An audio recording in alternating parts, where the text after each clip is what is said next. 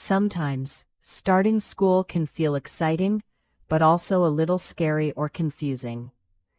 This story will show what to expect and how to make good choices on a first day. Today is my first day of school.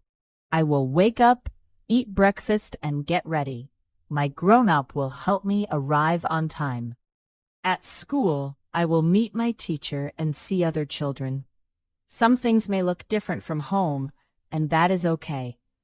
Teachers and helpers are there to keep me safe and help me learn. School rules help everyone have a good day. I can listen when the teacher talks, keep my hands and feet to myself, use kind words, and raise my hand when I want to speak. Sometimes I may feel mad, sad, or ready for something different. I can take a deep breath, ask for a break, or tell a teacher or helper how I feel in a quiet voice. When I listen and follow the rules, I help everyone learn and have fun.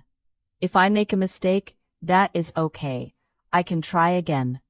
At the end of the day, my grown-up will come, and I can tell them about my day.